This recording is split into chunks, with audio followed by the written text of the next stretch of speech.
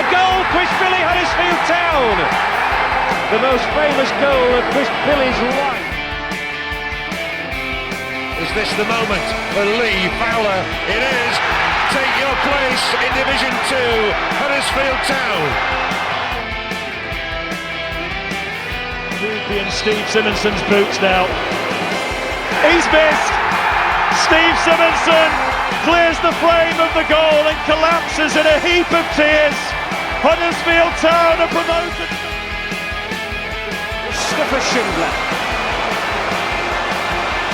has a chance to write his name in Huddersfield Town legend. And he takes that chance!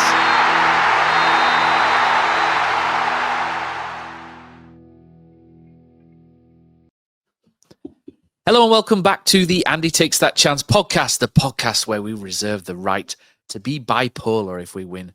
Or if we lose, we're staying down, we're going up, we're winning, we're losing. Where's Mark Fotheringham when you need him to calm us down? Anyway, listen. Town got back to winning ways this weekend thanks to a 2-1 win at Stevenage. And here to discuss the major talking points of the last week, we have the muscles from Rottenstall, Jonny Gillespie, and the big man from Wyke that you all like. It's the Whopper Watcher, Neil Wayne. How are we doing, boys? I'm good, mate. I'm Very good, good, mate. thank you. Better than mine. I've thrown in the muscles from Rottenstall a couple of times. I think Johnny's looking at me with a little bit of anger because I don't think he lives in Rottenstall. I think it's a bit ropey. No, I do. You do? Oh, there we go. Muscles from Rottenstall. It works. It's not ropey, but it's easy. It's all right, Rottenstall. Nice little independent market, some nice restaurants. The steam train. There you go. That's from the... It's in Lancashire, though, so I don't know why I'm selling it. Yeah, there you go. That's from the travel guide of Rottenstall, at the head of it. Head of tourism for Rottenstall, Jonny Gillespie. Right, guys, so let's dive in. So first of all, I want to talk about the Patreon that we've set up over the last week. So big thanks to those who've signed up. Whether it's free or paid, both are very much appreciated, but I reckon we can still get a lot more. So tell your friends, tell your family that we are on Patreon, www.takesthatchance.com. If you're thinking of signing up, we'll be doing some competitions where the prize will be a subscription to the paid tier. So please sign up. And also for those that have paid, thank you very much indeed. Killer and myself will be doing a midweek pod after Wrexham, which is for the Patreon guys only, and other bits and pieces that we're working on as well. So sign up, but we love you, whatever tier you decide to pay. And a few have signed up to the free tier, but donated £1 or £2 as well. So you can even do that. And that's massively appreciated as well. So it all counts. And we're very, very grateful for all the support so far. Killer's not here. It's his birthday today. So if you do want to wish Killer a happy birthday on the pod, you can leave a message and tell him he's a shithouse. Can't believe he's jacked the pod off for his birthday, but never mind. Stevenage 1, Town 2, boys. So the system change, as predicted by Killer and myself on the drive-in. We didn't get the defence quite right, but it seemed patently obvious by the way that Michael Duff was talking, and some of the little hints and things in the press conferences just seemed to indicate that they were going to go that way. There were a few little clues in there.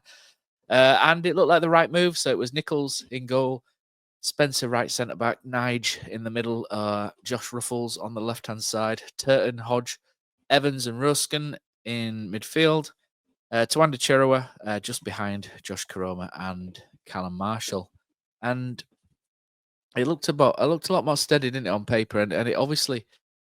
it led to Town feeling a lot more comfortable at the start of the game as well. And our bad starts turned to a good one. So the first goal that we scored is mostly down to Roosken, who serves it up, white gloved and all, to Callum Marshall.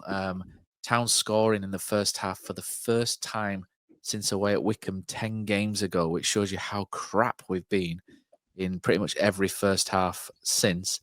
But the players looked immediately more comfortable, didn't the boys? It just... straight away from the off, it just felt better. The players just looked more connected, and we can talk about Ruben Roosken shortly. But it was a nice way to start, wasn't it, Jonny? Yeah, it was. I know Duff in his press conference post match kind of said he'd had to flick to 4-4-2s and 4-3-3s, and he almost kind of went into, I thought he was going to say 4-2, and he kind of stopped himself. Thought, yeah, we've not played that one. It's one of the few we haven't played. But yeah, he kind of said that the players been able to learn different systems and do work kind of off the pitch in short periods of time to get to tactics turned around. So you could see that they were a bit more organised, a bit more settled in the formation that they played most of the season. It has had its faults, but they quite quickly settled into a formation they knew, with players playing in positions that they're slightly more familiar with than they've kind of been recently. And we looked relatively good, quite quick, quite energetic. So it was a good start. Neil, Ruben Roosken, we've not really seen much. He'd never been sent off in his career. He'd never had an injury in his career. Within 10 minutes, he's been sent off, and within a week or two, and when he came back from his 3-match ban, he got himself injured as well. And so this is the first, we saw him at Northampton, but this is the first proper time I think a lot of people had seen him, and after he'd got a little bit of training under his belt. And he was fabulous, wasn't he? And throughout the game, he played 73 minutes, and he really provided that outlet down the left that we've lacked since Mikael Miller got injured in November. And we've pretty much played four months or so, 4 and a bit months without a proper left-sided wing back or full back, and he made such a difference, didn't he? A huge difference. I think that the sending off an injury, that's Huddersfield Town effect in full flow there. But yeah, it started with intent, and I think the team as a whole started with intent. Like you say, with the formation change, they instantly looked a lot more comfortable. They looked a lot more at home and together, and not so many square pegs in round holes this time. So, but Roosken's was a real highlight, easily man at match for me in the 65, 70 minutes he was on pitch. And it just had that little bit of spark about him, and there's nothing better than seeing a wide man want to go and take somebody on, and when it results in a goal so early. I honestly can't believe that stat that you've put out. That's the first goal was scored in the first half for 10 games, which is it's mad, isn't it? It's an obscene stat, for a team. I mean, let's be honest. You look at stats like that. How we're still 5th is an absolute mystery on the back of that on the home form. But hopefully we've put an end to that now and get a couple more players back. And you just never know, do you? I'm double checking it, Neil, because I feel like it's wrong, because it just feels such a wild stat that it has to be wrong. But I'm looking back. Wigan, we scored the second half. Peterborough, obviously, we didn't score. Stockport game's last one I can remember, which was probably about that, isn't it? Yeah, so it was Wickham, and then so we've had Shrewsbury, we won 1-0, which was late in the second half. Barnsley, we won 2-1, but scored both second half. 0-0 versus Reading. 3-2 versus Northampton, we scored both goals second half again. Lost to Birmingham 1-0, lost to Bolton 1-0, 2-0 with Blackpool on the 18th, which I think both goals again came second half, didn't they? Yeah, Taylor 47, Spencer 50. So straight after half time.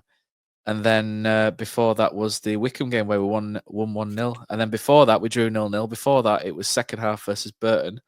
And then Stockport on.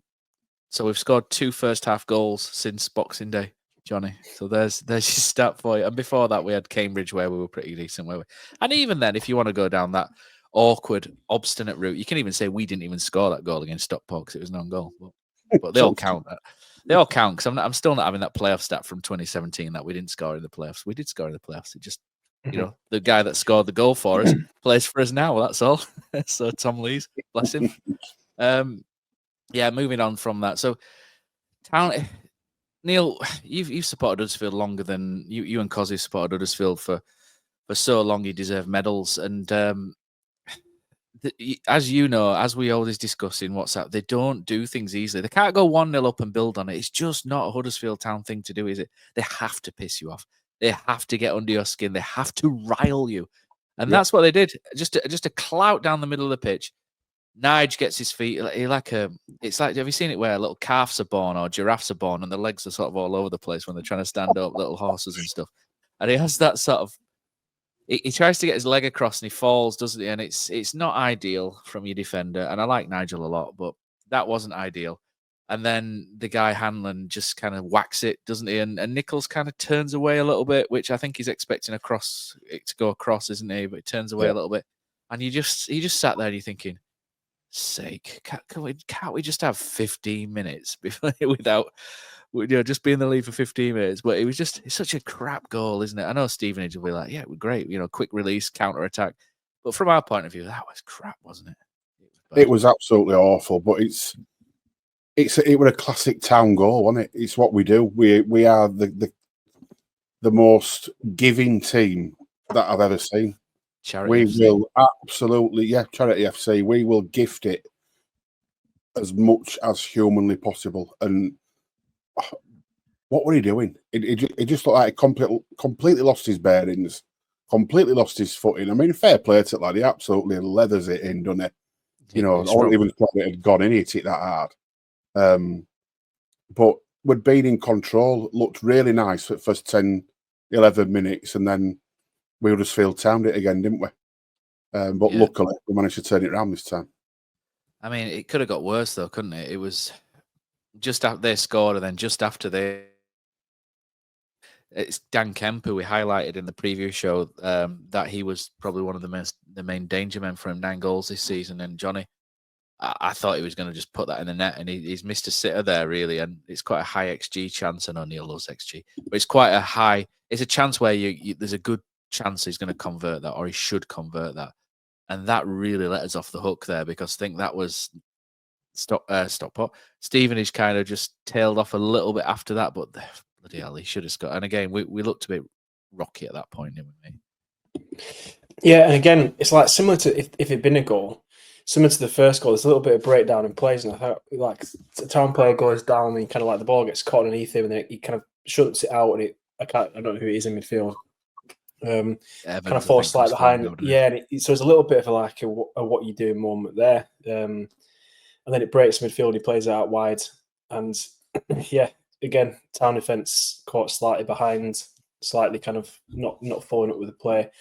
And he whips it across, and it's one of them where you're watching the ball goes in and you just think goal. Because you see that ball come in, you look to where the striker is, think, well, all you've got to do is just connect with it. It's in the back of the net. And somehow, luckily, he manages to put it wide.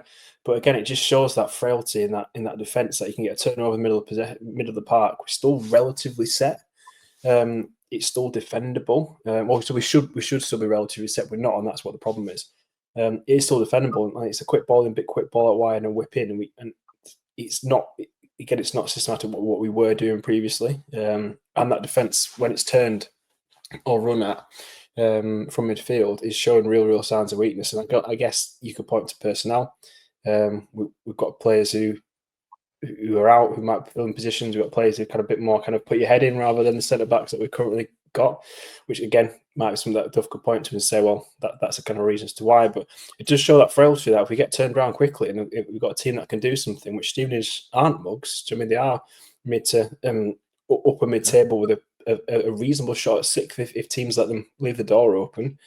But yeah, it's just scary that we could have really been 2-1 down, probably should have been 2-1 down, and how open that defence can be made just from a quick turnover in midfield. I'll be honest, I thought it was a pretty good move from them. If I'm sort of saying it was their goal was a bit of a clog down the middle of the pitch, I thought that was quite a decent move from them. That was it really. First half, Koroma had a chance, didn't he? Edge of the box just before they scored and stuff. And I think they kind of took over, and then the kind of teams felt the way through, didn't they? But we haven't talked about the 0 to hero, so have we? After 25 minutes, big Nige, and it's a brilliant ball in from Evans, wasn't it? It's the corner. We've heard that Evans is an excellent set piece taker, and we've not fully seen that yet. We've seen a couple of free kicks he's hit away at Reading, which was quite good, where he hit the bar, and a couple of others have been quite decent technically. But that was a fabulous corner to the far post, and Nige it's a bit of a rugby league shimmy, wasn't it? Just kind of went left, and it went left, faked left, went right, and then went round him and headed it in. It was quite. I think they'll be probably a bit annoyed that it was such an easy header, won't they? But it was a great ball in from Evans, and talk about Evans as well, Neil, because I thought he was excellent for quite a large part of this game. We've not seen enough of him to sort of. It came for about £500,000 or something. And, I think in terms of inflation, he's probably more bang for your buck than Marcus Browning was, wasn't he, Neil, from 20-odd years ago. But he's put a wonderful corner, but he's put a great little shift in next to Hodge. I thought Hodge was okay in midfield. I thought that when we were on top, he was good, Hodge. When they were on top, he struggled a little bit. But he's a nice little ball player, is Hodge. But I thought Evans was really good in this midfield. I thought he was strong. There was a couple of skills he threw in. He did like a Maradona turn in the second half to leave his man for dead, and it's like, oh, town players don't do that. What's going on there? It was a really nice bit of skill, and I thought it was great, but it was good as well for Nige to make up for it, because he's a likeable player, is Nigel Lonvike. I know some people get wound up because he's really laid back. He's like Mr. Soft, and he's sort of walking backwards. But it was a great corner, great to get back in front. And it showed a little bit of metal as well, Neil, didn't it, from this town side, that they weren't there to be rolled over, or weren't going to get rolled over. Absolutely. I mean, when you look at Longwick, that was a big ask for him on Saturday. You're up against a team that are renowned for getting at you, especially at home. And he's played and let's not forget, he's a young kid. What is he, 20, 21? He's on loan. He's not got bags of experience. And all of a sudden, he's marshalling a back three with either side. He's got a fullback, not your classic centre backs. He's got a fullback either side. So I think that'll probably a little bit towards his mistake, nerves at the start of the game. But nice to see him rise and bury that. I mean, it used to be a bit of a thing, didn't it, for us? You expect, or at least have one of the centre backs threatening goal. You know, you've only got to look at last season, well, it being top scorer. But we've always had that threat. So nice to see that. But nice to see him get on the score sheet. And I thought it was decent. I thought he had a decent game. And obviously, he's had the injury out as well, like pretty much everybody else. But Evans is really frustrating, Evans, because you can see how good he could be at this level. And what Bristol Rovers had last season, we've probably not had it as much this season. He's been hit and miss. Obviously, injuries have played a part in that. But I like him. He always looks to try and get on front foot. He's not your player who's going to turn around and lay it off backwards. He played a hell of a ball in the second half, and we had a complete ash of it at the top end of the pitch. But he threaded it through a hell of a pass. And we actually, like you said, saw a couple of half-decent set-piece deliveries, which have been sadly lacking. Yeah, Jonny, Evans is a player that kind of excited. When we signed him, we saw his like highlights package, and you saw they were like technically he looked really good, didn't he? For some of his footwork and his work with the ball, and we've obviously not seen it. And I think injuries have played a massive part in that, haven't they, for him? But it's good to see that turning round a little bit now, and hopefully this is, like I said this with Josh Koroma. I said hopefully it's the start of a run now, and then Josh Koroma scored next game, and then he's not really been at it since. So hopefully it's not the old Matt kiss of death, but he's. We just need that now. On Tuesday, we've got Wrexham coming up, and you just need him just to take that game by the scruff of the neck, like he did for a portion of this game, and just sort of drive things on for us and be that player that he looks capable of being, and he was at Bristol Rovers.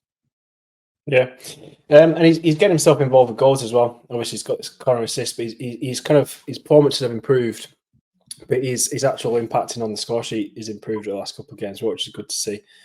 But one thing I liked about Evans from not specifically yesterday, but just every time you've seen him play, one of the things that must be working for him, he's got the right attitude and aptitude as a player. Like you can see him kicking himself on the pitch for something that's not worked, or his drive. Or when he came on, I can't remember. I think it was after first game after injury. We were away from home. He just like ran around. Like, I mean, it didn't impact the game much, but he just ran everywhere. He wanted everything. He wanted the ball to try stuff.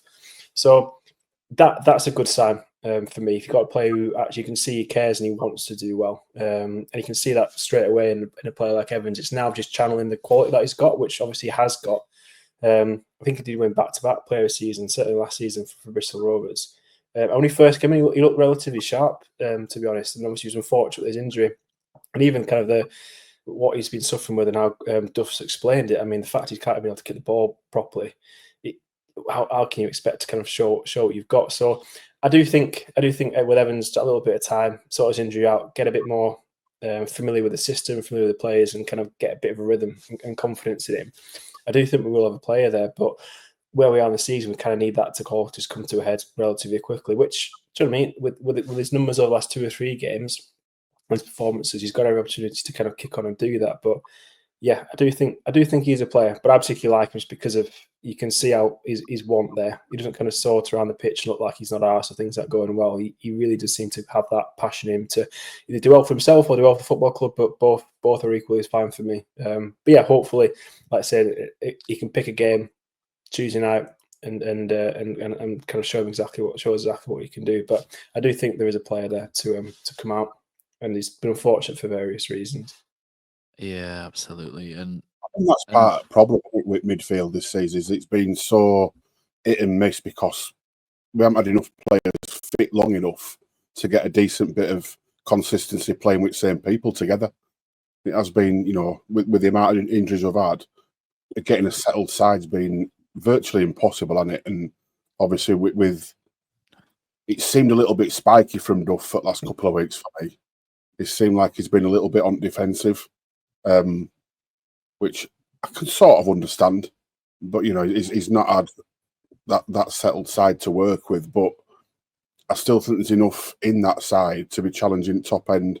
And if you look at the top two now, I mean, Birmingham, we know what's going on at Birmingham. But if we'd have had a remotely settled side, for me, if we don't get top two this season, it's a missed opportunity for me. I still think selling Alec was a humongous mistake without replacing him. We were talking about earlier, weren't we, in the WhatsApp chat about the last time Town were automatically promoted, and you and Cozzy barely just about saw it, didn't you, in like 1983? Cozzy jumping on the bandwagon that year with Town. Second half then, and Town came to life 10 minutes in. I thought Town were excellent for 20 minutes in this half. Really good. Hogg came on around that point as well, and they kind of changed the shape of midfield a little bit, with Hoggy just dropping a little bit deeper. And I thought literally played some of their best stuff for weeks. Marshall was denied by a really good save, and Hodge with the follow-up. Evans, again, was very influential in this period as well. And Town just knocked the ball around with a little bit of confidence, a little bit of swagger, which we've not really seen since Cambridge, Jonny, really, since that Cambridge game pre-Christmas. And I thought Town for that 20-minute period were brilliant. And that's the best I think we've played for weeks. There were little triangles and little passing patterns happening. And this is what we've been sulking about for weeks, like little kids, haven't we? We've been saying, I don't understand what they're trying to do. There's no patterns. There's nothing happening here. They're just kicking it long. But literally for 20 minutes there was some really good little patterns of play developing, and I enjoyed that 20 minutes. And that's probably the first time I can say I've enjoyed watching Town for a period since pre-Christmas. Yeah. And I really enjoyed Michael Duff's blueprint is when Neil mentioned there with like a fully fit side. If that's the blueprint, then I'm in for it, mate. I quite enjoyed that, and hopefully there's more of that to come as well, John. Yeah, and it was nice to start a second half with the impetus, but actually kind of being not being 2-0 down. And we actually seem to be a bit of a second half team. So whether that's just a pattern emerging, but it was nice to do it in a bit of a different situation. But yeah, it was quick. It was fast. It was some nice little moves. Actually, going back to Hodge, what he said previously, he kind of worked really well in that bit of time as well. But I think we had two great chances. There's a ball that came in that Koroma kind of like did a bit of a karate kick out, which was a good save by the keeper. That resulted in a goal. Going back to Roosken, who kind of continued his great performance, he played a great kind of reverse pass through to Marshall, which was inch perfect. And Marshall, actually, I think in that next scene, just the outside of the post. So again, another great opportunity. But fast football, and it's something that we've not seen. We've been so slow with bringing it out, looking to find players, passing it around, coming back, trying to play a long ball over to nobody who didn't get it. But it was kind of quick on the ground football, cutting through passes, whipping it out wide and then whipping it back in wide, which we did at the start of the season. When Town put the highlights on the Stevenage's first game, it's a quick whip out that Sorensen whips in, and I think it's Koroma scores. And I watched those highlights thinking, we don't play like that anymore. And we kind of did in those 20 minutes. So yeah, whether it's just things are clicking, whether it's just second half or whether it's just a bit of confidence in the players, I think, yeah, we can go out and play that. But again, I think the highlight of that half was that kind of cut inside from Roosken, great pass, cut the entire team out through to Marshall. Great run from Marshall to kind of receive the ball, and unlucky not to finish because he does just hit the outside of the post. But yeah, if we can kind of like build on that and keep playing that's football that can cut anyone apart in this league. And that's what we've got to keep doing, have that confidence to do it. Pretty good one, Neil. It were enjoyable, wasn't it? Like we say, we've been on about it for ages, haven't we? There's no enjoyment watching Huddersfield lately, and I think the injuries have got us all down. And we all know the reason why we've been crap is because of all these injuries and players playing with injury. We miss Kasumu when he's not there. We genuinely really miss David Kasumu and what he brings to the team when he's not fully fit. But that 20 minutes is generally, like Jonny said, it's as good as what we've seen for parts of it this season, and that's what we want. That's where we want to be, isn't it? Just that if you can play like that for 60, 70 minutes, then Town second best team in this league easily, I think. 100%. I think as a Town fan, and this goes for majority of us who do pod, majority of people who listen and watch Town anywhere, we just want a team that plays with intent and gives everything when they step out. And I don't expect us to be best team every week, and I don't expect us to be brilliant every week. What I do expect is a little bit of entertainment and a little bit of something to get you off your seat. And Roosken looks like he could deliver some of that, a bit like Miller did at the start of the season. You know, that he's, like you said before, Matt, he's been a massive miss as Miller. And I think Roosken's, he looks like he's one of those who will just try and go and beat a man. I mean, it would have been so easy for him just to lay that ball back again on Saturday. But he didn't. Shoulder down, beat his man. And to be fair, he leathered that cross straight across, and Marshall, fair play, got across his man and put it in. It wasn't an easy goal to create or score. But just that bit of fun factor, it's all we want. And I think, I'm with you, Matt, I think if this squad stays, even with half the injuries that we've had this season, I think we're comfortably top two. Comfortably. And a lot's transpired against us. There has been some strange decisions. Fair play to Duff. We all called for change. It's tried to change it. It's not really worked, has it? And slipping back into 3-5-2 at weekend, they just did look a lot more comfortable straight away. Yeah, and Jonny mentioned Marshall going round the keeper as well, and it just hit the outside. I think it clips the outside of the post, doesn't it, when he tries to squeeze it through. And that was a great ball by Roosken. I thought Marshall was great, you know.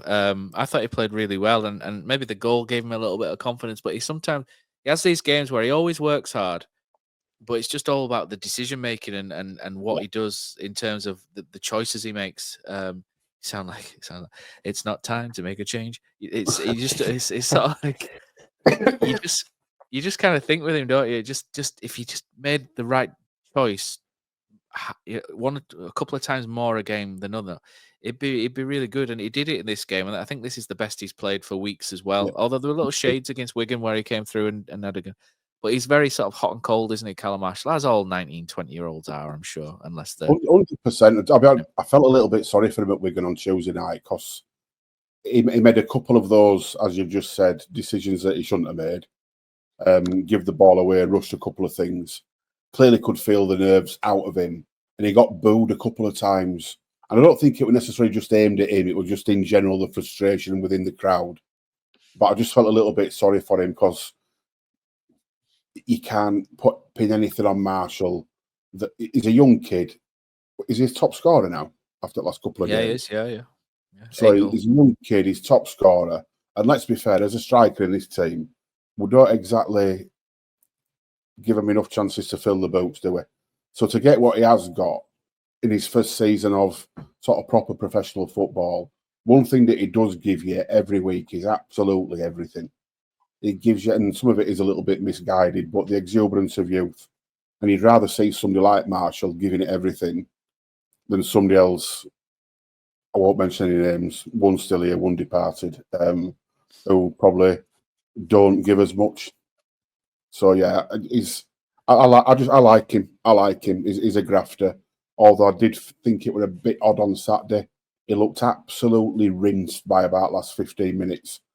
And at that point, I'd have been chucking Charles on for the last 15 because Marshall he'd give it everything. He looked knackered.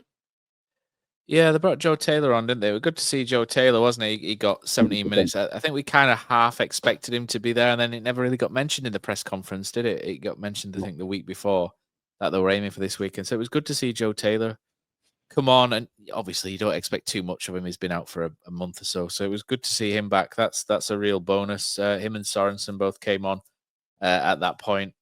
Ben Wiles sort of 10 minutes later, but yeah, Freddie and Dion Charles were on the bench. Neither came on. Neither were required at that point, and Josh Koroma did go off though for Taylor. So Jonny, you're happy to see Joe Taylor back, aren't you? Because he's keeping him fit is going to be absolutely key to where we end up this season, isn't it? Yeah, it is. And I think it's one of them where just to temper Town fans to kind of like not expect too much too quickly. He started well, but again, it's how we chuck him in. He is probably the best, most natural goal scorer we've got club. We have brought him in for some money. I think he's exciting, but it's getting back to fitness and sharpness, isn't it? But yeah, I think it's good to get him 17, 20 minutes. Whether he probably won't start on Tuesday, but hopefully could come on and make a difference. But ever since we've kind of brought those players in, it's just we've not really been able to see them. Obviously, before we brought them in, from an XG perspective, we were creating chances. Those chances seem to have fallen slightly by the wayside. It was better. It was better yesterday, but we still got to kind of keep trying to work into kind of create those chances for the likes of Jimmy, Marshall, and Taylor. But yeah, it's exciting. We've not really seen him, have we? So I guess it's like everyone wants to sign a striker. We're calling out for kind of that striker signing for seasons after seasons. We've signed strikers, but no one where we kind of think, well, actually, we're going to spend a bit of money on them. Everyone's been kind of excited to see them. So if nothing else, like Neil said, from an entertainment perspective, it's nice to get to actually see someone spend some money on and play. And I think he is. I think he is a player. I think, like I say, if he can just get up to speed, keep fit, which is the main thing about this football club, he is a difference maker. He is that difference where, I mean, if we had him for the last kind of 7 or 8 games, or 5 or 6 games, how long it's been, we would have had more points on the board. He is a difference maker.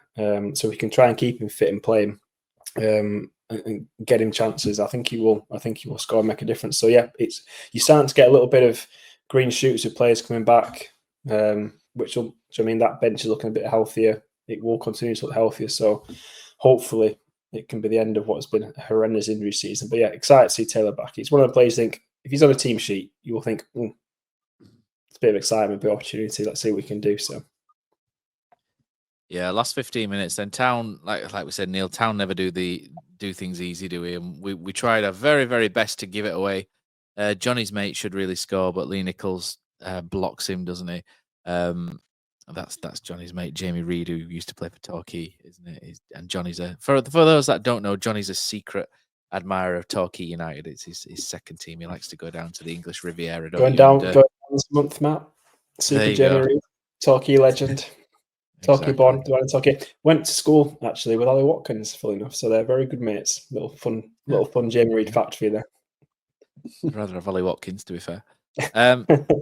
Yeah, so last 15 minutes, Town did Town things, didn't they? Really struggled to sort of keep Stevenage at bay. Like I said, Lee Nichols made a couple of good saves, did Lee Nichols, and there was a cross that came in quite deep, and he came flying out towards the far post, and he got a really massive punch on it, did Nichols. It was an outstanding bit of goalkeeping, but the defence looked shaky at this point. And this Neil, when we talk about losing Mikael Helik, these are the scenarios where you do kind of miss him. And even Matty Pearson and Tom Lees, this is where you miss a defender like that, just to stick the head where the feet are and really graft.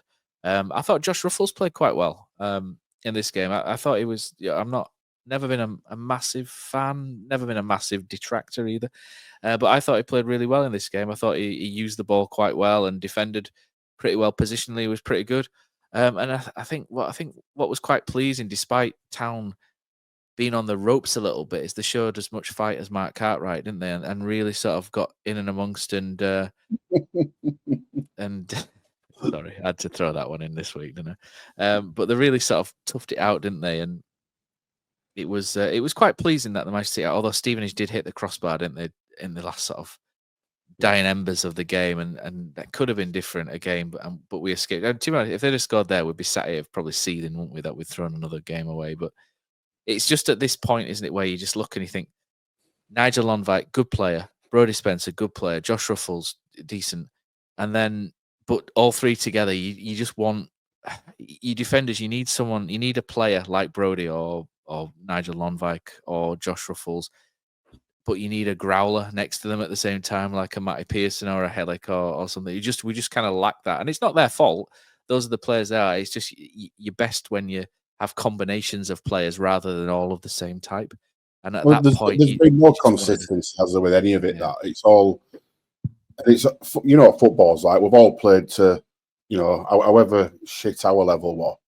We've all played in teams, and when you're playing alongside the same players all the time, it does become easier, doesn't it? It does become, you get used to people and how they are, the runs that you make, the runs that they don't make, and just get that sort of settled consistency. And Duff hadn't had a chance to do that. I mean, it hasn't been exactly thrilling football a lot of this season, but I certainly don't buy into this manager out stuff. I think that'd be absolute lunacy. We can't carry on this cycle of binning managers. I think we've got to give him the backing. We'll end up where we end up this season. You know, it's going to be probably playoffs if we can stay in them. I think top two might be a little bit out of reach, but if we can stay in the playoffs, give them a good fist. We'll see. You know, as we know with time, you never know. You remember that? Do you remember that YouTube thing? Who was it who used to do it? Do you remember Fenners and Sheephead that used to be on Soccer AM? And they brought that other thing out there. Do you remember it was the Yorkshire TV thing? And it was like, does they want some fist? Do you remember those videos that they did? Absolutely brilliant back in the day. Just reminded me then. Does they want some fist? It was like Zulu versus. I think if you YouTube, it's like Zulu versus Yorkshire, and then there's like Alien versus Yorkshireman, and it's the Alien versus Yorkshireman one's quite funny, isn't it? With the alien comes out to him, and he's like, "Does they want some fist? Because I'll give it thee." It's just brilliant, really funny. Yeah, just reminded me of that. Then I couldn't keep that in, but yeah, you picture that. Like, no, at start of season, if somebody says to you at some point this year, you're going to go away from home with a back three of Spencer, Longwyke, and Ruffles, you've all gone how many have you lost by, haven't you? Let's be honest. But the fact that they stood up to it like they did, because they're still Stevenage are up there, aren't they? You know, they're 8th, 9th. They've had a couple of decent seasons as well. They're not a bad side at this level. So all in all, it's a great win. But yeah, I just feel a little bit for Duff, mate. He's been dealt a really shit hand all season. You know, he's finally got the striker he wants, and then he's out for 8. Now, he's missed about 8 or 9 games, hasn't he? And we all saw with that little glimpse at Blackpool what he's capable of. So I'm with Jonny on that one now. I think expectation levels are probably through the roof on Taylor again, and we've just got to temper that a little bit. I think if he can get 20-25 off bench against Wrexham, I think that'll do him world of good. Yeah, I've just googled that Alien versus Yorkshireman 15 years ago. That was on YouTube. That's those were the days. I was in my 20s and everything. Right. Just on Michael Duff as well, because he's really suffered, hasn't he? You could see him suffering, Michael Duff, in his post-match press conference, especially after Peterborough. He looked pretty. He looked like he was struggling, didn't he, with everything, and you know his voice was breaking a little bit when he was interviewed, and you could just feel the exasperation in him. But he was good against Wigan. I thought it came back. I thought it was quite in the press conference before the game. I thought it was good. I thought it was back to a bit more snap himself, a bit, which was really, really good. And Jonny, because he was struggling, wasn't he, with that. And I was just quite pleased for him that we dug it on. And you could just see after the game, went to clap the fans. You could just see a little bit of a relief off his shoulders as well. Because he's a likable guy, is Michael Duff. We like him, don't we, as a bloke, Michael Duff. He's very likable and very easy to relate to as well. And so really, that we're just happy for him on this occasion. Out of everyone on that field, I think happiest for Michael Duff. Yeah, and you can see in his immediate post-match, you're going to be after you win with the run that we've been on. And he refers to that. Do you know what I mean? He talks around the fans' reactions quite a bit, and he always kind of says he understands it, he gets it, he agrees with it. He kind of says if you give him something, they will come with you. And he kind of refers to the series game as an example of that. But you can see him; he just looks like the world's kind of like taking a bit of a weight off his shoulders, isn't it? He's smiling, he's happy. But yeah, I like him, and I agree with Neil what he said there. Like, I think he's not. Do you know what I mean? I don't think he's been faultless. And I think there's been certain things you can point to and say you can maybe look at it and question it, but it's hard. It's hard when we don't get a lens on everything at the football club. I'm sure there's things we could question. There might be a reasonable answer for it. There might be stuff that he's got wrong. But I think if you're looking who else would possibly get this level, will we get someone better? I'd want to be at the football club. Probably no. Would I sack him based on the performances we had, given the injuries that he struggled with? No. I like that he answers questions. I like him in press conferences. I like that he's actually worth listening to what he has to say. He's quite honest in his evaluation of things, and he answers any question that's given to him. Doesn't talk in sound bites, which is nice. So, yeah, it's tough, isn't it? And he's very aware of that. And he mentions, like, I mean, he talks about tallest trees or something, the ones that something with the wind. I meant it sound a bit Cantona there. What he said wasn't like that at all. But he basically said, I mean, if you are head of a football club or a manager, you're going to get shot at. And it's like he says, he's aware of the fact he'll get the sack at some point. It's the way football is. But I do think it'd be harsh at this point. And I think, I think depending on how we finish the season, if we don't go up our stool, kind of think I'd want Duff another chance with a fully fit team and some minor improvements to it. I do think he's a manager that could get us out of this football, out of this league. Sorry, like I said, I don't think he's about to be absolutely faultless, but I think, it's hard to judge someone when there's so many variable factors you can point to that are completely out of his control that kind of hampered him significantly. But yeah, he's fully aware that if we'd not got a result yesterday and then we lose again maybe on Tuesday, it could have been potentially time at that point. So that's just the way football is. It would have been a disaster if they sacked him this season. It'd be madness, absolute madness. He cares, doesn't he? He cares, and we've had a couple of managers recently who haven't had that about them, and Duff genuinely cares. Like I said, it's not the most sparkling football all the time, but when sometimes you're struggling to put 11 out, it's not going to be, is it? Yeah. So the fact he's got us where he has, it's actually bonkers, isn't it? But again, on the flip side of that, it's a bloody awful league, isn't it? I did find myself thinking. I generally thought, like, if he was to go, I would actually be quite sad. I would actually be quite sad to see him leave, and I've not really thought that about for a manager for a long, long time. So I know that. I think the biggest issue is if they did sack him, it's trusting those who make the decisions who they'd replace him with, and I've got zero faith in that setup. Tell you what setup I've got faith in, though, Neil, and that is our Patreon. And we asked for the opinion of our Patreonites, our TTC squad, if you like, for their opinions after the game against Stevenage. And this is what they've said. Terrier blog, aka Lord Volder Potter, says the good, valuable 3 points and some long spells of fluid football. And then the bad, familiar lapses in concentration from the same players, and the ugly is put Carl Piagiani. And to be fair, I quite like Carl Piagiani as a centre back. He was someone who, if he was a couple of years younger, I won't mind him at Huddersfield. But he's got cracking hair. Obviously, when you look at me, Johnny, it's all about the hair, isn't it? So I appreciate Carl Piagiani's locks, if you like. Player, I think, isn't he? He's solid. He's a bit agriculture. He's a bit like Matty Pearson, I guess, isn't he? He's just kind of like that solid head anything sort of defender at this level. And within the sort of the first 10 minutes, he pretty much assaulted Callum Marshall out wide, hadn't he? And almost put him over the hoardings. But he's one of those players that you quite like, those opposition players where you think he's quite decent and I won't mind him in our side. Yeah, bit Peter Clark vibe. I tell you what was unforgivable though, for the goal that Jamie Reid almost scored. Seems to do that all the time. I can't say his name as well as you can. He sits like on the edge, right at the edge of the box, and just runs in. And we put Evans on him, and he has absolutely no chance that he's going to win that header 9 times out of 10. I'm not sure who else in the squad we put on him, because from the reason we said we've not got Matty Pearson or Tom Lees. But if we'd have conceded that goal, I'd have been absolutely fuming, because not the one asset, but the biggest asset in an attacking situation, set piece that Stevenage have got is him.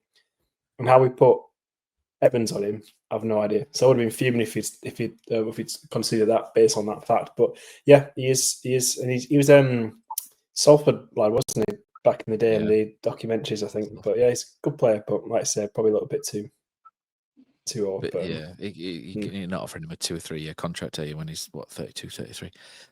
Right, so Jack Boothroyd says most Huddersfield thing ever will be to beat Wrexham now, possibly get 3 points off second or third, then lose to Bristol Rovers and Crawley. Will Shaw says, delighted to lose my 1 game, 100% correct prediction streak. Wins are always good, but it's genuinely nuts that after for the playoffs and not that far off automatic. Here's hoping for a competent performance on Tuesday against a very limited but efficient Wrexham. They'll enjoy playing at a better ground.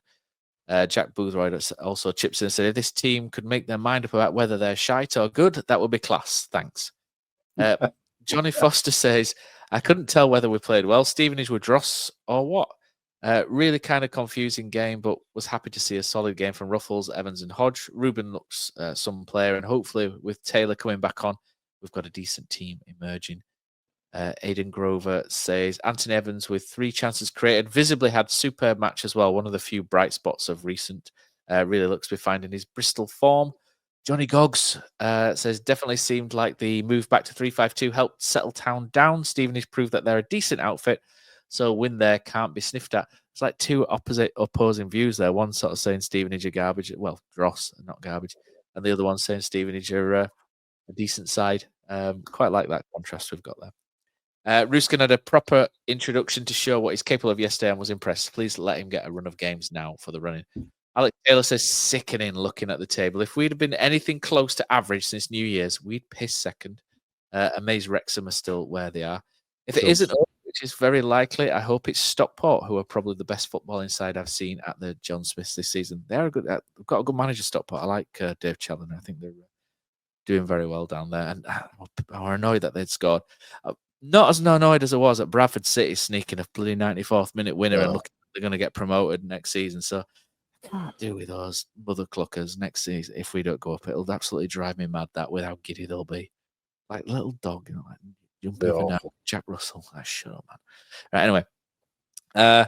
Brett Lodge says, much improved. We've had so many poor first halves this season. It was nice to see a decent start. But it's so town to have one of those worst defending, one of the worst defending seen from Lonvike in that first half. With injured players hopefully coming back, let's hope these are the green shoots. And then Jerry Hinnon says, not that anyone could have predicted the run of injuries Town have had at centre-back, but not replacing Helic looks worse by the day, since to judge from yesterday, Town apparently have to play 3 at the back at all costs. But last time Duff figured out his side, probably they went on the long undefeated run. Here's hoping for a repeat. The name Helic triggers you, doesn't it, Neil? It triggers me a little bit because he was my not favourite player, but he's the player I like the most. I think too old to have favourite players, aren't you, at our age? Names on the back of the shirt and stuff. But I liked Helic. Still not got over that one. I was a bit disappointed with that, but it is what it is. Completely pissed me off, to be honest. It's I understand all this around selling him because he got the values there, and we promised him that we'll let him go if a championship side comes in. That's all well and good, but we didn't replace him. And with our injury record this season and the age of the other centre-backs around, Lees and Pearson, both had injuries already, both liable to get injuries. You're then relying on Lonwike, who was injured when we sold Elic, and then you're on scraps. You're on scraps, and as on Saturday, you've got 2 fullbacks playing in the back 3. It was just absolute lunacy. They're doing all that good work, the buzz about the place when we signed Taylor and Charles. And we just Huddersfield Town it, didn't we? Signed Taylor Charles, everyone's got a bit of a buzz, looking upwards, thinking top 2. There you go, your captain's gone. Ridiculous. Just ridiculous. It was looking like the best window for a long time, wasn't it? In the middle of January. And then by the end, it was like... Just Chirua came. We needed Chirua, didn't we? Yeah, 100%. And you know what? In spells, he's looked. I've quite liked him. I don't think it worked down middle for him. I think he's definitely a wide player. But yeah, getting rid of Elic, whatever reason they've got, not replacing him was just bonk. I mean, I ain't even spoken about Bolker. I even mentioned him. He's made out of tissue and chuffing. Oh, it's sugar and spice and all things nice. Is that where you go? He's literally made out of paper mache that's been running under the tap, hasn't he? That's him. When he went down, it was totally innocuous all the week, and he's, how long's he out for now? So never rely on. A couple of weeks, 2 weeks, I think 2 or 3 weeks, which is, I don't think it's as bad as what it could have been, thankfully. But at the start of this run, though, you've sold Elic, and then your next 6 or 7 games are Saturday, Saturday. To sell him then, to not replace him when you've got all those injured already and prone to injury, which has both been proven, mental, absolutely mental. But Huddersfield Town, isn't it? We are what we are, Neil, and that is incredibly, predictably unpredictable. That is Huddersfield Town all over. But let's move on to Tuesday night, because we've got the tactics board up, and Wrexham are coming to town on Tuesday. And we've not had the press conference yet because we're recording this on Sunday evening, the day after the Stevenage game. So we're not entirely 100% sure what the teams are going to be for town. But from my knowledge on Wrexham, they do tend to play a 3-5-2. Yeah. I'm just looking at Wrexham. The last time I've Googled Wrexham, it was to look at their wage budget, but none of it's ever true on here. Unfortunately, it's hard to fathom without Company's House. But yeah, so Wrexham are coming to town on Tuesday. Huddersfield seem to be making a welcome to. I don't know whether it's a dig at the documentaries. Yeah, I think it's Disney on grass. We call it, don't we, with Wrexham? And I think Town's strap or slogan for this is "Welcome to Huddersfield" or something, isn't it? They've got a couple of decent players of Wrexham. I say this every time about Wrexham, and it bites me in the arse every time. But I've seen them I've seen them a fair few times, and I'm never particularly that impressed by them. I think it's the style as much as anything, because they are pretty much kick the ball up in the air, up and under kind of side, aren't they? But I'm not sure with the new signings or whether they've changed a little bit. And they have made a couple of interesting players, and I've heard a little rumor that one of them's on 21 grand a week, which is insane for League One football. That's not Birmingham City, and the other one's on just under 20 grand. But what they've got is they've got a very good young goalkeeper in Okonkwo. He's excellent, a really good goalkeeper. He's been playing all year. And one of their star men is the right centre back Max Cleworth. He's had a really good season for them. He's dangerous on set pieces as well. They've got Owen O'Connell and O'Connor tend to play centre back. Thomas O'Connor. Will Boyle's had all sorts of injury problems there. I think he's paid quite handsome. He went there for a decent fee, didn't he? And a decent bump when they were in League Two. Did Will Boyle. So they've got that back three, which is quite solid. It's been that sort of three for most of the season. And then they've recently brought in Ryan Longman, who can play wide. George Dobson's played a lot of games as well for them. I think he usually takes up that sort of right wing back role, or Ryan Longman can play there. Ryan Longman's coming, I think, from Hull. He was at Hull recently. Yeah, he's had a little spell at Millwall on loan, I think, as well. So that for League One's a pretty decent signing. He's Ryan Longman, I think. Raven plays on the left. Sebastian Raven, he's not bad either. I think he's. I'm not sure if he's on loan actually. I've obviously done lots of research for this one, Neil, rather than put it together. He was at Aston Villa, and he'd gone out on loan, but they've signed him permanently. That's why I know him from. So he's going to play left wing back, and he's got pace about him. James McLean can play there as well, if he's fit, which I'm not sure is. They've got who else have they got? They've got Dan Scarr as well, who can play at the back, who's quite decent. James McLean can play left wing back as well. In midfield, they've got Ollie Rathbone in midfield. There's a player who played for Rotherham, a player that I've liked quite a lot. I wouldn't have said no to him at Huddersfield Town. He plays in midfield. He's scored a couple of goals for them recently. They've got experience in Matty James. They've got a lot of experience all over of Wrexham. Signed a lot of 30-year-old plus players. Matty James plays in there. He's pretty decent. Like I said, Longman and Dobson. And then up front, they have Jay Rodriguez has come in for a lot of money in terms of wages. And then Sam Smith, who they signed from Reading. That's a good signing from Reading as well. So they've got a new front two. And that's it's starting to sort of transition from a League Two team with momentum to now being a pretty decent League One team, I think. When you look at them on paper, like I say, Cleworth, Sam Smith, Dobson, Longbourn, Rathbone, some good players there for Wrexham. And to be honest, I think if they beat us on Tuesday, I could see them going on and taking second place. I think they've got quite a lot going for them at the minute.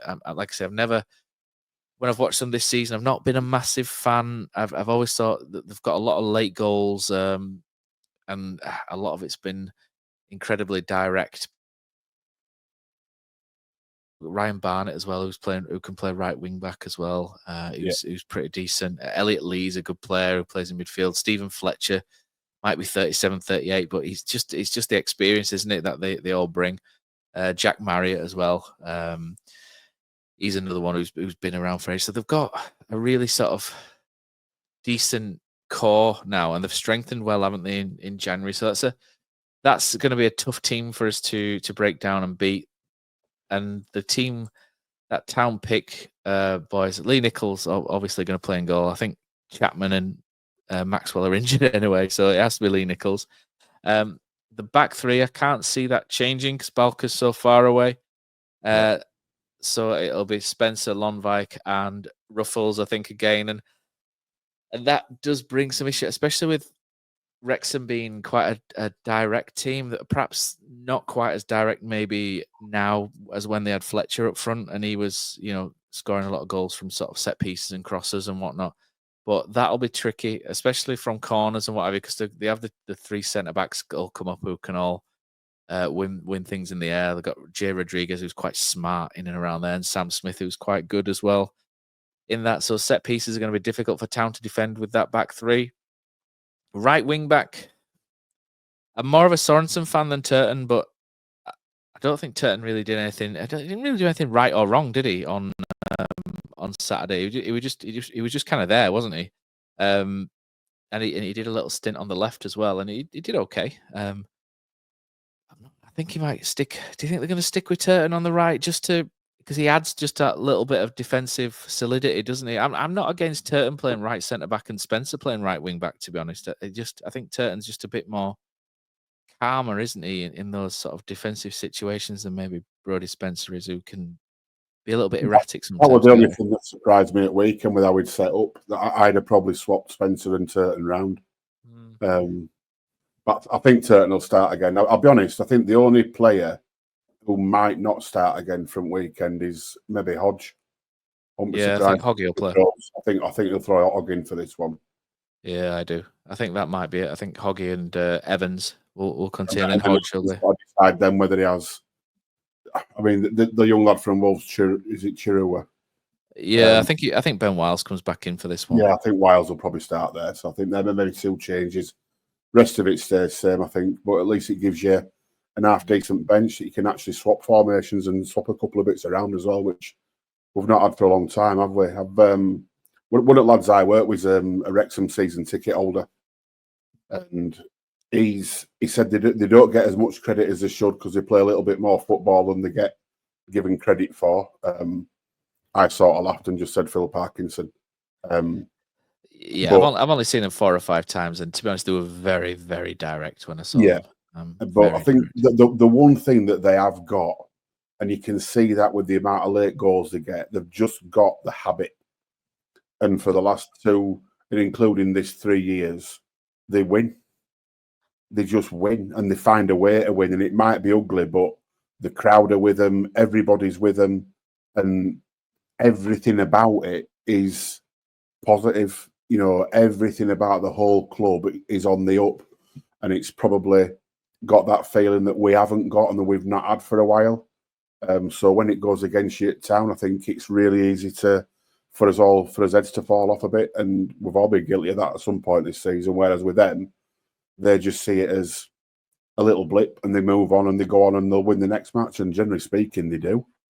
They've got really good momentum, haven't they, behind them, and they've just got that feel-good factor, haven't they? And that's like you say, they've had that, and that's why I'm going to do an article at some point about scoring late goals, because watching or hearing, I don't watch them, but hearing about Leeds scoring again in the 95th minute the other day pissed me off, and I was just like, why don't we score? I think there's a stat they've scored more late goals over the last couple of years than any other team in Europe or something. It's relentless, isn't it? It's relentless. Yeah, and it's knowing how to create pressure, and it's knowing how not to lose your head in key time, in key moments. Yeah. And it's about just building that pressure and mentally being strong. And that's what Wrexham are brilliant at. They're mentally very tough at Wrexham, and that's where your experience comes in. Like they've got, when you look through this team, they've got Jay Rodriguez, they've got Matty James, they've got Stephen Fletcher, James McLean.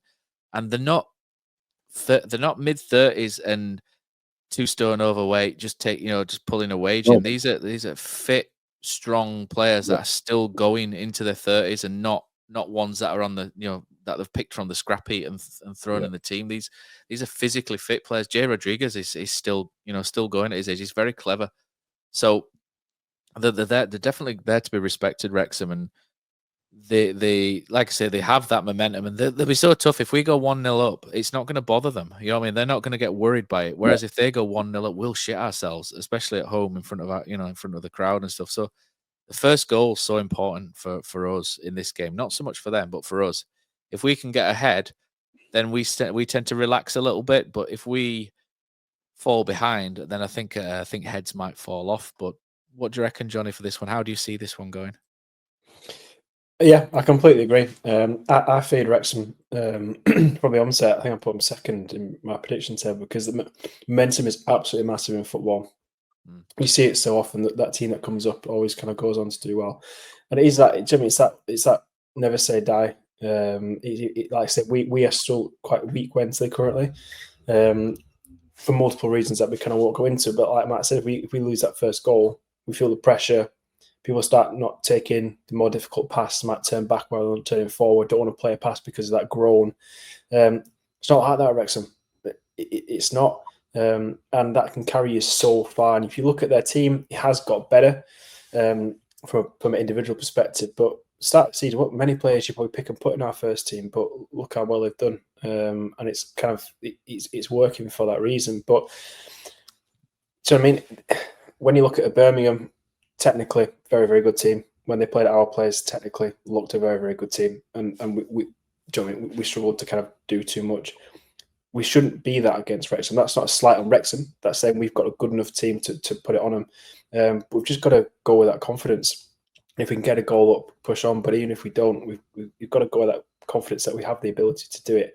But there's just so much around them that the fans will come out in force. They always do. They'll make a great sound. They'll stick behind them because they're sat third in the League One. Thinking 3 seasons ago they were National League. So it's easier. It's easier than a team that's come down. But there is real opportunity if we want to kind of push on and solidify playoffs, and we want to still try and keep a very, very fine slither at that second spot. Then it's a game we've got to go and win. And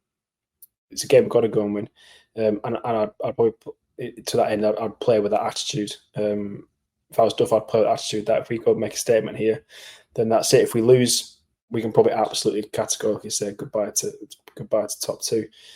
But Jimmy, they are beatable. I don't say that in any form of disrespect. When we played them at their place, they were beatable. So we've got it in our gift to do it, but it's having that attitude, and it's kind of like the fans helping along with that as well, and trying to stay positive as much as you can do in the current situation that we're in.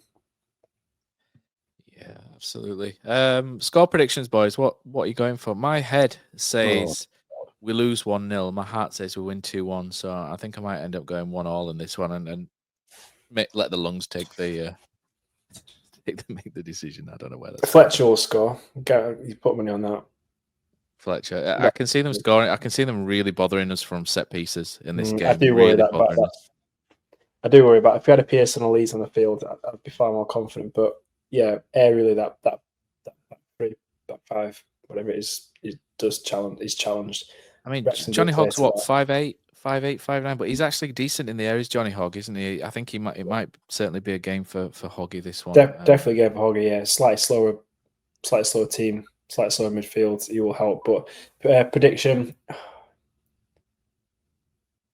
I don't know. We were saying, Neil, right at the very start before we started recording, that they suck you in town, and you got that little bit of positivity from Saturday, and they suck you in. But absolute shithouses. Yeah, I'm like with you, Matt, but I'm going to go with my heart. I'm going to say 2-1. 2-1 town. Go on then, Neil. I'm full house in it, 2-1. 2-1. I honestly think it's, like Jonny said there, it's last chance though, and I think if we don't win this, top 2 is absolutely done, dusted, forget it. Win this, with Wickham still to play at home, ridiculously, it's still on. So yeah, I'm going 2-1. I'm going 2-1, and one at strikers off at bench to get winner. Have some of that. Nice. Joe Taylor, that'd be good, wouldn't it? Joe Taylor off the bench with a winner. Anybody? Don't care. Anybody? Freddie? Anyone? Freddie, anybody? I did an article the other day and for Stockport Stockport's I think it's the scarf Danny Bagara wore or something, the fanzine that they did. And they asked me a question: if you could pick one Huddersfield player to score the goal that gets you promoted this season, who would you pick? And I said Freddie Ladapo. For all the crap he's got this year, it'd just be a nice way for him to finish it. And if I were him, I'd stick a middle finger up at those people who get on my back. But not us, obviously, Neil, have we? But I think it'll probably be nice. if somebody scores a goal to send us up this season, how our season's been, it'd probably be an own goal, wouldn't it? Yeah. Which would take. Yeah, so just a couple of last items on the agenda. Town women beat Leeds women today. Did the double over the Chesties, which is nice. 2-1, 2 goals from Katie Astle. So Town women win 2-1. It's we'll have to do an interview with Beth Stanfield, who we sponsor, just to see how they're getting on. So we'll touch base with them quite shortly. But yeah, good news that Town women have won today. It's looking a little bit unlikely that they're going to get promoted though, which is a bit of a shame. There's they're currently, I think, 5th in the WPL Division 1. Just having a quick look at the table now. Yeah, Cheadle Town, where they come from, they're top at the minute with 39. Middlesbrough 36 points. Chorley 33, and then Leeds and Huddersfield on 29 points, 4th and 5th, which is a shame because they wanted to bounce straight back up, but who knows? Maybe a late run. Fingers crossed, and you never know. And the other last thing is there's an event coming up at the stadium on Friday, the 2nd of May, which is Terriers versus MND. So it's an evening with Marcus Stewart and friends. And Marcus Stewart, phenomenal Huddersfield Town player, phenomenal guy. We loved him to bits, didn't we, Neil, Jonny? He's going to be at the stadium courtesy of See It Now Sports. So if you go to www.seeitnowgroup.co.uk, you can buy tickets for that event on there as well. So it should be a really good and maybe sobering night as well, because you don't like to see your heroes struggling with anything, do you? He's I went to that Strikers event Town did at Cedar Court a few years ago. Yeah. And there were Ife, Ewan, Boothie, I've forgotten one of them, which is really bad in it. And we were lucky enough to get sat on the table with Marcus Stewart, and his 2 lads were there who were both really good at rugby. And I think they still play for Huddersfield, pair of them, or at least one of them does.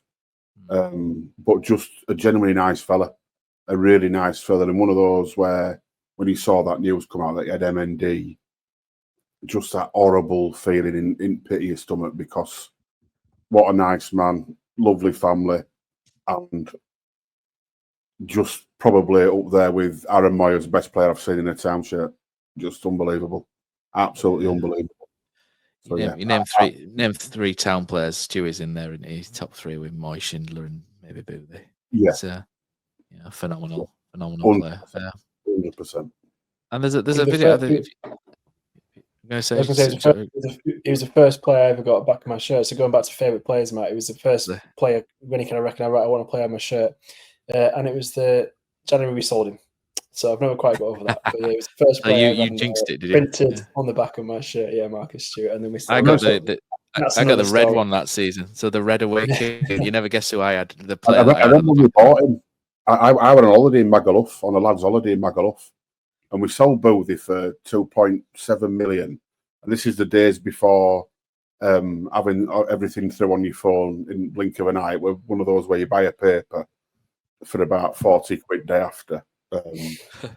And the picture in the paper was Andy Payton, Andy Morrison, and Marcus Stewart. We signed all 3 in a day. All 3, yeah. Yeah, and that for over 2 million quid, which at that time for a Town fan, seeing that was buzzing me. But nice to see Payton, miserable get, but scored a lot of goals. Andy Morrison were just quality, wasn't it? But needs made out of plasticine. And the fact that we signed Marcus Stewart, I just thought, well, wow, here we go. Town have arrived. But we all fell in love with him in the playoff final, didn't we? When he played for Bristol Rovers, it was strange that we came away from that playoff final having won and been promoted and buzzing about an opposition player. It was a strange day with his headband on that day, didn't he? With his boy band haircut, that was a man at match by a mile. were unbelievable. He were unplayable, wasn't he? Unbelievable that day. Yeah, and what was I going to say before? I can't remember what I was going to say before. But I think that's it. You had the back of your shirt. The shirt, yeah. I'd say that season, where we sold Marcus Stewart, I bought the red away kit, and you'll never guess which player I had on. I think it's the last time I've ever got a player on the back of my shirt. You'll never guess which player I got on the back of my shirt that season. I dread to think. Go on, give it a guess. What season? 99-2000. Kenny Irons. No, not Kenny Irons. Ken Moncal. No. Last guess before we wrap things up. Go on, Johnny. No, left back, Jamie Vincent. I had Vincent number 3 on the back of my shirt. Yeah, Jamie Vincent. Oh, he's passed away, unfortunately. He's no longer with us, is he? Yeah, it's another one, isn't it? He was a good fullback, was Jamie Vincent. Really good player. Yeah, one of my favourites back then. But that's all we've got time for this week. So, sign up for the Patreon. Whatever tier, love you either way.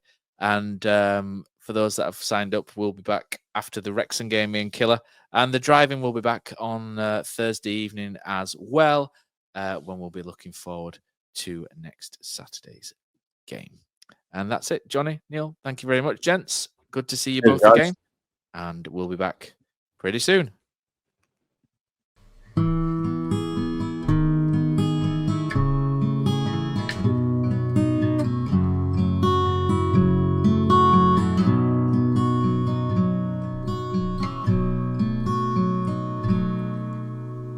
There's a team that is dear to its followers.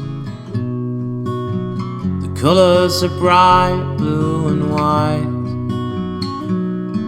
They're a team of renown, and they're the pride of the town. And the game of football is their delight. And all the while upon the field of play, thousands loudly cheer them on the way. Often you can hear them say, who can beat the town today? And then the bells will ring so merrily, and every goal shall be a memory. So town, play up and bring that cup back to Huddersfield. So town, play up and bring the cup back to Huddersfield.